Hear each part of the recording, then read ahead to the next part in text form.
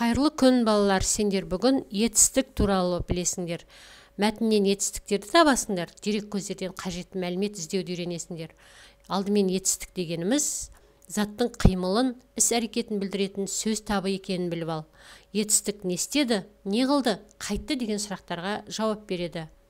Алдымен суретке қарайық, суреттерді сөйлетіп көрейік. Суреттерге қарап, балалар не істеді деген сұраққа жауап беріп көріңдер. Және жауаптарыңның ішінен іс-қимылды білдіретін сөздерді тауып жазып көріңдер. Сосын әр сөзге сұрақ қойыңдар. Мысалы, отырғызды, не істеді, суарды, не істеді, барлығы не істеді деген сұраққа жауап беріп тұр және қимылды білдіріп тұр. Енді өздеріңе ұнаған бір суретті таңдап, мәтін құрастырып жазыңдар. Мәтіндеріңнен қимылды білдіретін сөздерді тауып астын сызыңдар. Мен бірінші суретке мынадай мәтін жаздым. Көктем келді, балалар көшет отырғызды.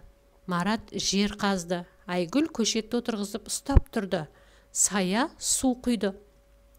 Марат көшеттің түбін топырақпен бекітті. Көшет үлкен ағаш болып өсті. Енді қимылды білдіретін сөздерді тауып көрейік. Не істеді? Келді. Не істеді? Отырғызды. Ұстап тұрды, құйды, қазды, бекітті және болып өсті. Мына жерде құйды деген сөз де қимылды білдіретін сөз. Ал сенің мәтінің қандай мәтін, қай суретке мәтін құрдың? Пікірге жазуды ұмытпа. Сосын тиын туралы Ақұштап Бақтыгереева апамыздың өлеңін оқып көрейік. Және өлеңнің ішінен қимылды білдіретін сөздерді тауып астын сызамыз. Жемістерді қағады, жаңғақты да шағады, көкмайсаға аунайды, түлкіден бір аумайды. Не істейді? Қағады, не істейді? Шағады, не істейді? Аунайды және не істейді? Аумайды. Балалар, тиын туралы толық білгілерің келсе, мына сілтемеге өтіңдер немесе YouTube каналға тиын деп жазсаңдар, көп мәлімет аласыңдар. Тиын өте еңбекқор аң екен. Ол қайда тіршілік ететінін зерттеп көр. Сосын ережені мұқият жаттап алсаң болады. Сергіту сәтін жасап, қағаз, ұшақ туралы әнді шырқаңдар. Әрі қарай мәтінмен жұмыс жасаймыз.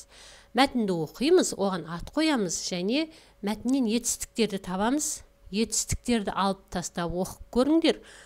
Етістіксіз мәтін түсінікті болды ма, болған жоқ па, пікірге жазыңдар. Етістіктің не үшін қажет екенін зерттеп көріңдер. Арша көп жылдық өсімдік, құрамында эфир майы, шайыр, балауыз болғандықтан одан дәрі алынады. Аршаның бір қасиеті уранды табуға көмектеседі. Өйткені арша бұтағы бойына уранды жинайды. Бабаларымыз аршаны киелі деп санайды. Жақсылға келсін деген ырыммен үйге іліп қояды. Балалар, мәтінде уран деген сөз кездесті. Сендер ол ғаламшар деп ойлап қалмаңдар. Ол металл. Уран деген ауыр, күмістей ақ, жылтыр металл. Ол ең маңызды ядролық отын болып табылады. Уранды зымырандар мен реактивті ұшақтарды ұшыруға пайдаланады.